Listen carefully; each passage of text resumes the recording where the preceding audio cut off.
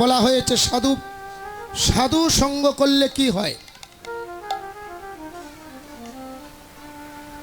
সৎসঙ্গে মধুপান বাসহর মস্তকে পার্বতীর স্তনপান মরণং জাহ্নবীর জলে। হ্যাঁ না, গঙ্গা তাদের সেই ভক্তকে নিতে আসে, শিওরে তাকে গঙ্গা। হরি বল হরি বল। তাই গৌর হরি বল।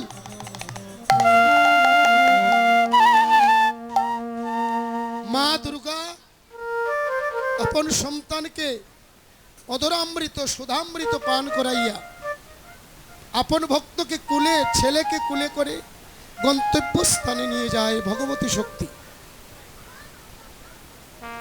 ভক্তমণ্ডলী, তাই আমরা উত্তরা গোষ্ঠী আছি। আজকে যেভাবে দিনের বেলা অবসান হয়ে গেল, ঠিক তেমনি ভাবে মানব জীবনে এর থেকে ঘোর অন্ধকার নিশে আসবে। কার বেলা যায় জানেন? মায়াবাদী জীবের বেলা যায়, সাধুর বেলা গোপীর বেলা যায় না। হরি বল। সমর্পিত যারা দেহ, এই দেহকে যারা সমর্পণ করেছে তাদের বেলা কখনো কমে না। গোপীর বেলা যায় না, মায়াবাদী জীবের বেলা যায়। গোবিন্দ, তুমি আমায় পাঠিয়েছো, নিতে এসেছো, আমি প্রস্তুত, কোনো সমস্যা নেই, আমি রেডি আছি। যারা ভক্ত, ভগবান তাদের বার্তা জানায়। আগের মানুষ, আপনারা যারা এখানে আছেন 80 বছর, 90 বছর, 70 বছর, আপনাদের বাবার কথা, দাদার কথা চিন্তা করুন। কথা বলতে বলতে বলে, আমার তুলসীর তলে নে, আমার গোবিন্দ এসেছে, নৌকা এসেছে, আমি চলে যাব। নিতাই গৌর হরি বল। হরি বল হরি।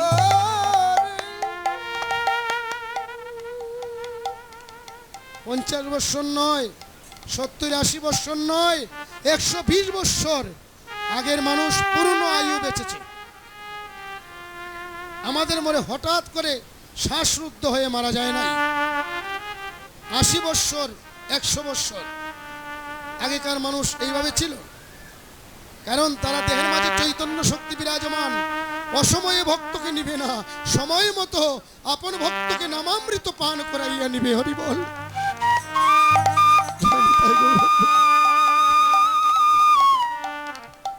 তাই সাধু সঙ্গ করলে কি হয়?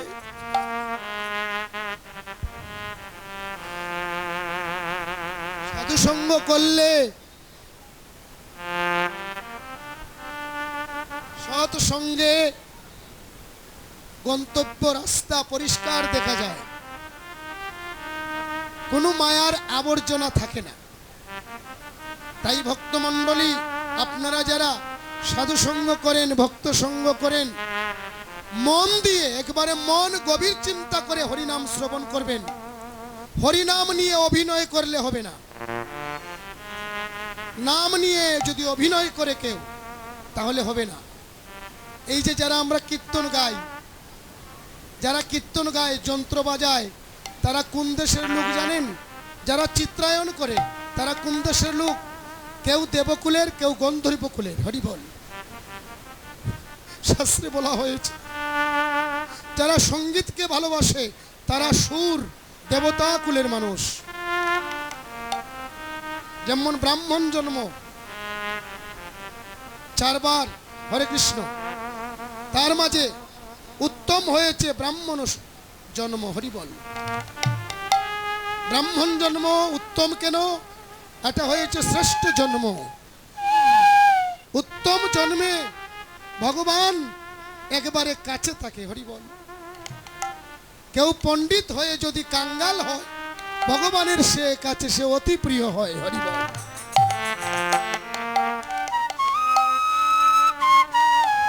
নবদ্বীপে হাজার হাজার প্রমাণ আছে। সার্বভৌম ভট্টাচার্য কেশব কাশ্মীর মহাপ্রভুর কাছে বলেছে, আপনি প্রভু, আপনাকে কেউ চিনতে পারেন নাই, আপনি ব্রাহ্মণ তো নয়, জগন্নাথ মিশ্রের কুলপ্রদীপ, জগন্নাথ মিশ্রের কুলানন্দ। প্রভু, আমরা যতই বাহাদুরি করি, মুখে পণ্ডিতি করি, কিন্তু আপনি তো পূর্ণ ভগবান। কেশব কাশ্মীরকে প্রভু দস্তখত দিয়েছে। আরে কোন জায়গায় সাইন দেবো বলো?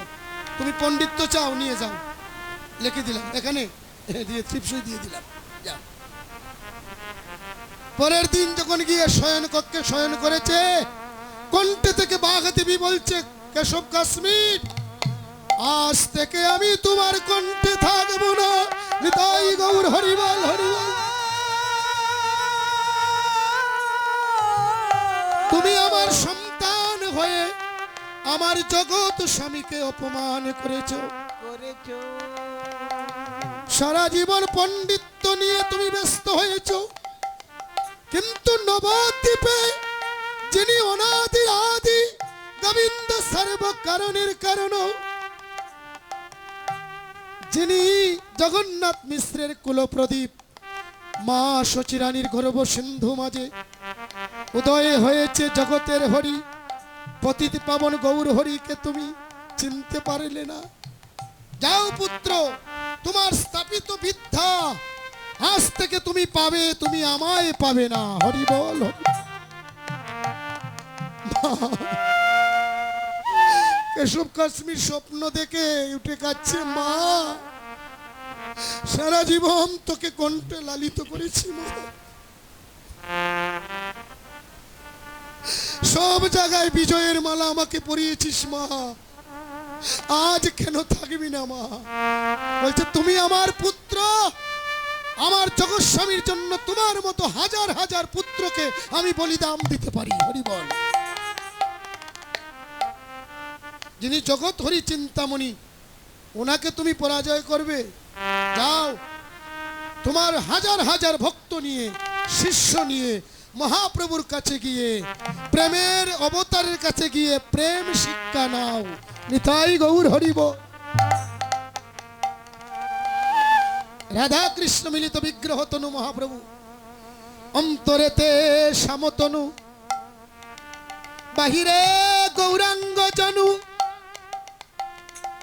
অদ্ভুত চৈতন্যের লীলা, রায়ের সঙ্গে কেলাইতে, কৃষ্ণ প্রেম বিলাইতে, এবার রাধা কৃষ্ণ এক যে হইলা।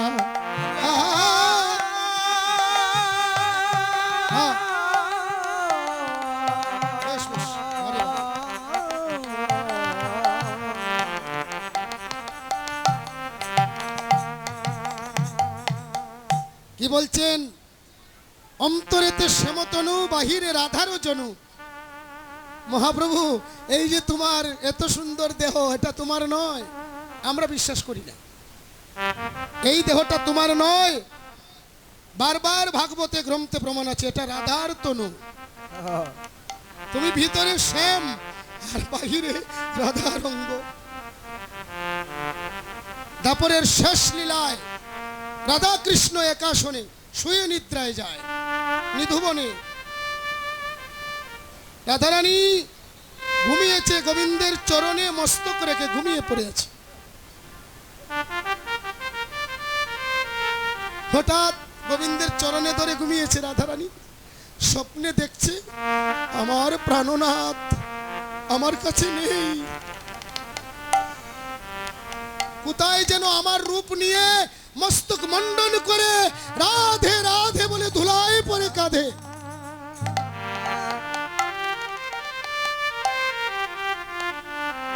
স্বপ্নে দেখে রাধারানী জাগ্রত হয়ে বলছে, পদসেবা করে বলছে, উঠো উঠো প্রাণনাথ, কি হেরিলাম অকুশাত, দেখো যুবক গৌর বরণ, তোমারই মতন আমারই বরণ, মুখে বলে রাধা রাধা, রা বলিতে নয়ন জরে, ধা বলিতে ধুলায় লুটে।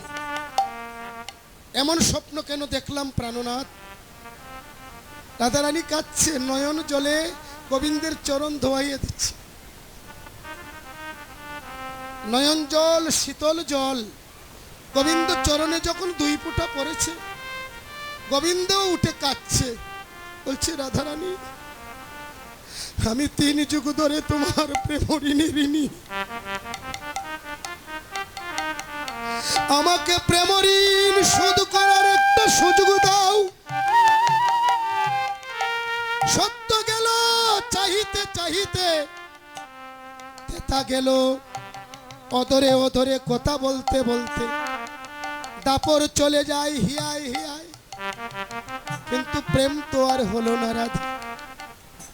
এই দেখুন গোবিন্দের সাথে যে প্রেম করবেন, 3 যুগ 1 যুগ 70 যুগ চাইতে চাইতে চলে গেছে। নয়নে নয়নে ভালো বরিশনে তাহাতে জন্মিল পি, অধরে অধরে সুধার সবরে তাহাতে জন্মিল রি, অধর হিয়ায় হিয়ায় পরশ করিয়া তাহাতে জন্মিল তি। 3 যুগে প্রীতি।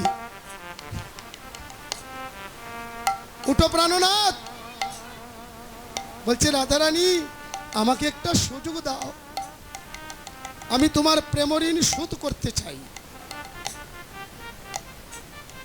গোবিন্দ উঠেই বলছে রাধারানী আমি তেজি কালো বরণ করিব ধারণ, তোমার ওই অঙ্গের কান্তি, তবু নমনিয়া কাঁদিয়া কাঁদিয়া অশ্রু জলে হব শান্তি। না প্রাণনাথ, আমি মানি না প্রাণনাথ, আমার এই দেহ তোমায় দান করব না। কেন দান করবে না রাধারানী? না, যদি দিতেই হয় তাহলে আমার একটা কথা শোনো, দাসীর নিবেদন। অন্তরেতে রবে তুমি, বাহিরেতে রব আমি, শ্রীকৃষ্ণ চৈতন্য বলে বেড়াইব আমি। তাই গৌর হরি বল তোমার।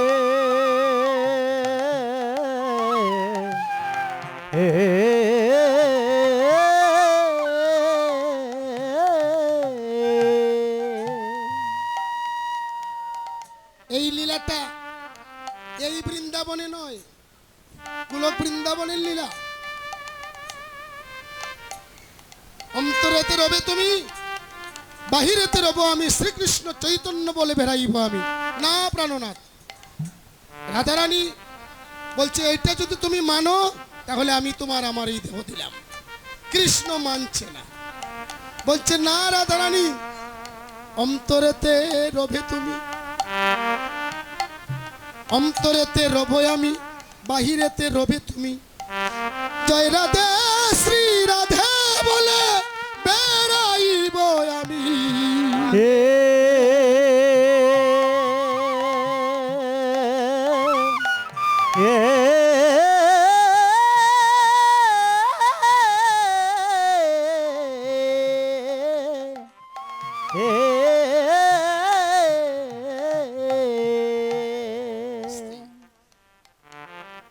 কথোপকথন হচ্ছে, কথা দিয়ে কথা কাটাকাটি হচ্ছে, আর গোবিন্দ নয়ন জলে কাচ্ছে। রাধারানী তোমার প্রেম ঋণ শোধ করার জন্য আমি অষ্ট সখীকে সাক্ষী রাখছি, তুমি আমায় দান করবে তো? যখন নয়ন জলে গোবিন্দ রাধার চরণ ধোয়াইয়া দিচ্ছে, রাধারানী শান্ত হয়েছে। হরি বল। ঠিক আছে প্রাণনাথ, তোমার ইচ্ছে যদি এমনই হয় তাহলে আমার দেহ তোমায় দান করলাম, দান করে দিলাম প্রাণনাথ। তোমার যদি মঙ্গল হয়, গোবিন্দের যদি মঙ্গল হয়, আমার এই দাসীর দেহ তোমারই দান আমি দিয়ে দিলাম। অষ্ট সখীকে সাক্ষী রাখছে, ললিতা, বিশোকা, চম্পকলতা, ইন্দুরেখা, রঙ্গদেবী, সুচিত্রা। এইবার চম্পকলতা, চম্পকলতিকা, তুঙ্গবিদ্যা, ইন্দুরেখা, তোমরা 8 জনকে সাক্ষী রাখলাম। সেই দিন মন্ত্রটা বলেছিল কি কৃষ্ণ নিধি বলে, হিয়া দহিতং গুণ সমুদ্রং সত সাধু হে রাধা, যুগে যুগে তব চরণ সেবিব তাতে নাই কোনো বাধা। এই কলারে রাই তোমারে খত দিলাম লিখি, আর ললিতা দি অষ্ট সখী সবে তাই কো সাক্ষী। তাই গৌর হরি বল।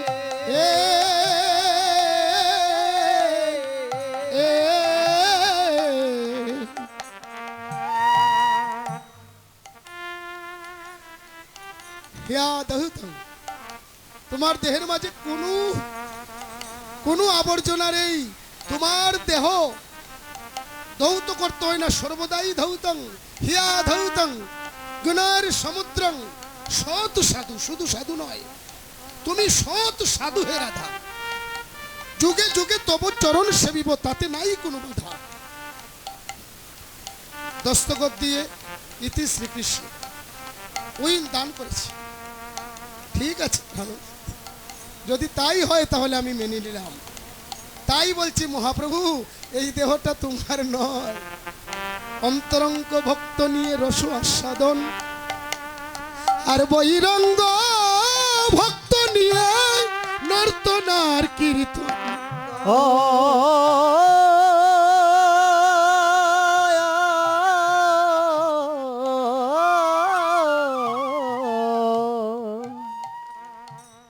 তাই বলছি মহাপ্রভু, এটা তোমার দেহ নয়। তুমি নারীর মতো ভাব ধরেছ। কামতি কলে বড় ও আজ অনুলম্বিত যুগ, আজ অনুলম্বিত তোমার দেহের মাঝে নির্মল গলিত সোনা, কাঁচা সোনা দাউ দাউ করে। কাঁচা সোনা তপ্ত কাঞ্চন, তপ্ত মানে কাঁচা, কাঁচা স্বর্ণের জ্যোতি মহাপ্রভু। আর নিত্যানন্দ, তুমিও তো মহিলার মতো, নারীর মতো। তুমি কে? তুমি কার দেহ প্রাপ্ত হয়েছ? নিত্যানন্দ তত্ত্ব আর ঘুর তত্ত্ব, নিঘুর। রাধারানী কৃষ্ণ মন্ত্র স্বরূপ চন্দ্রাবলীকে দান করে এসেছিল। কৃষ্ণ দান করে এসেছিলেন, দক্ষিণা দিতে পারে নাই। চন্দ্রাবলী বলেছে, দিদি সারা জীবন দুই বোনে কথা বলি না। দুইজনে কৃষ্ণকে ভালোবাসে। মায়েরা কথাগুলো লক্ষ্য করুন। চন্দ্রাবলীও ভালোবাসে, রাধাও ভালোবাসে। এখন দুই বোনই একজনকে ভালোবাসে। চন্দ্রার ভালোবাসা কাঁচা, আর রাধার ভালোবাসা পাকা। চন্দ্রা ভালোবাসে গোবিন্দকে, পেতে চায় একা। আর রাধারানী পেতে চায় সারা বিশ্বের মঙ্গলার্থে। ভজন গুরু, শিক্ষা গুরু রাধা। রাধা জগৎকে শিক্ষা দান করেছেন, কোন পথে হাঁটলে, কোন ভাবে ভজন করলে কৃষ্ণ ধন জীবের মিলে। তাই দেখুন, চন্দ্রাবলী গুরু দক্ষিণা দিতে পারে নাই। বলছে, দিদি আমি গুরু দক্ষিণা কি দেব? দেবুন, তোকে শিক্ষা দিয়ে, কৃষ্ণ মন্ত্রে শিক্ষা দিয়ে কৃষ্ণ দান করে দিলাম। তুইও তো ভালোবাসিস আমার প্রাণনাথকে। আমি যাবার পর তুই তো পাবি, আমি যাবার পর তুই তো পাবি বোন। কৃষ্ণ তোর হয়ে যাবে। এবার আমায় গুরু দক্ষিণা দে। বলছে, দিদি আমি এই যুগে গুরু দক্ষিণা দিতে পারবো না। আমি বলরামের শরীর হয়ে, দাদা বলরামের অনন্ত শক্তির শরীর ধারণ করে আমি নদিয়ায় নিত্যানন্দ হয়ে নয়ন জলে কাঁধিয়া দোলাই গড়া গড়ি দিয়া গুরু দক্ষিণা দিয়ে যাব কৃষ্ণ প্রেমার।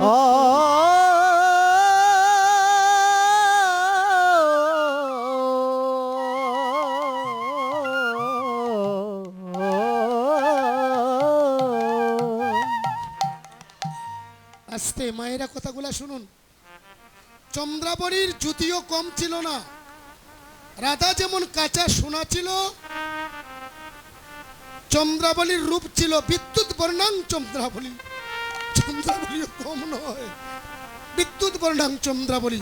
দেখবেন বস্ত্র দেওয়ার আগে যে বিজলি, যে বিদ্যুৎ চমকায়, এই দেহের এই রূপটা ছিল চন্দ্রাবলী। চন্দ্রাবলীও কম নয়। রাধারানী যদি সোনাবর্ণ হয়, চন্দ্রাবলী বিদ্যুৎ বর্ণাং চন্দ্রাবলী। চন্দ্রাবলীও কম নয় রূপে। তাই নিত্যানন্দর প্রভুর শরীর ধারণ করে নদিয়ায় এসে গুরু দক্ষিণা দিচ্ছে। শ্রীধাম নদিয়ায়, শ্রীধাম নদিয়ায় দে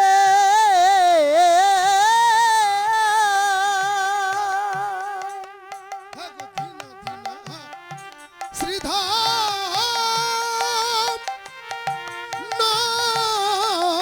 নদীলা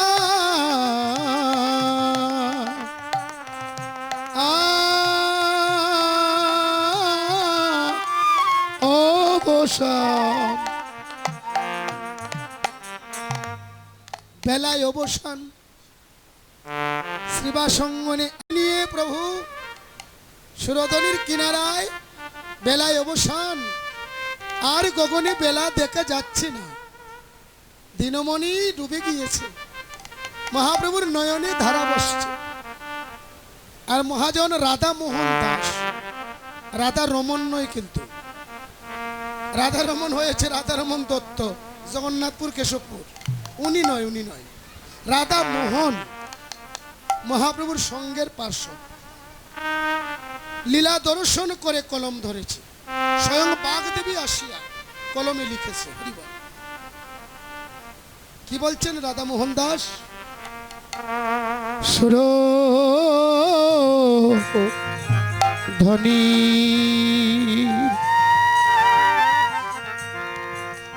তীরে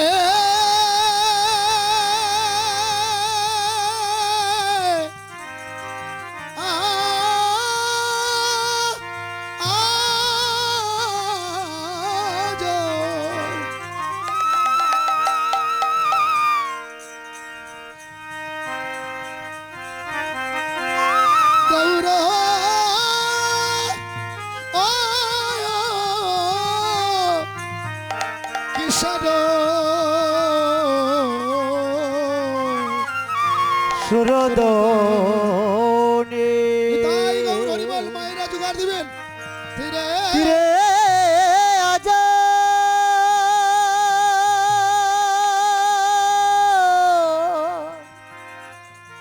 ও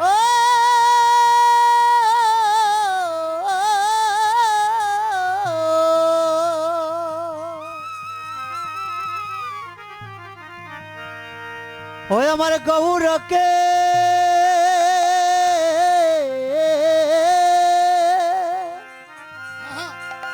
আমার গৌরকে